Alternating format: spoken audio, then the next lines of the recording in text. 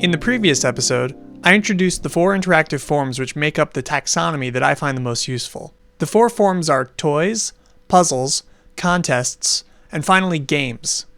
I find that of these 4 forms, the game form is the one that's the least well understood and the most difficult to produce.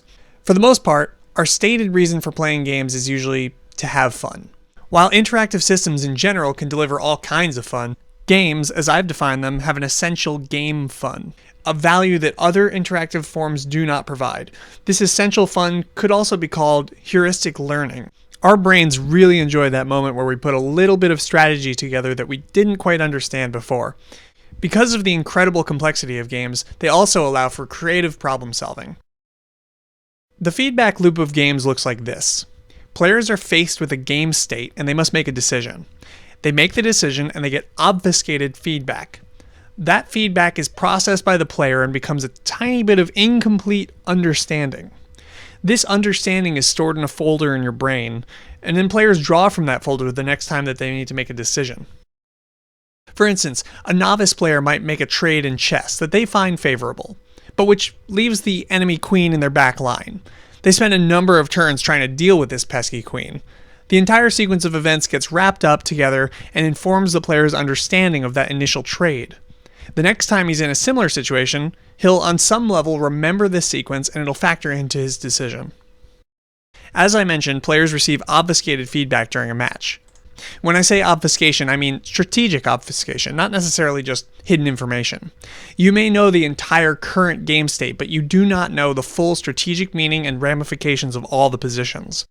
The game's end state delivers a final and most crucial piece of feedback, which we call winning and losing. This information gives a positive or negative charge that informs all of the decisions that led up to it.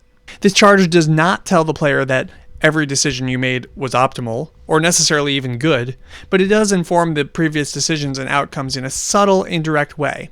After all, the decisions were made in pursuit of this outcome, so the outcome is kind of like an anchor point that gives all other events meaning. Not all choices are decisions.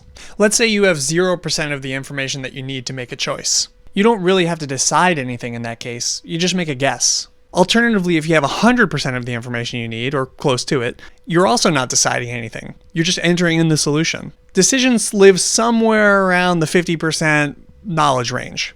Because human beings are so smart, getting near the middle of that range means that games must be pretty complex. This is why making games is so hard. We need to make technically solvable systems that also won't get solved.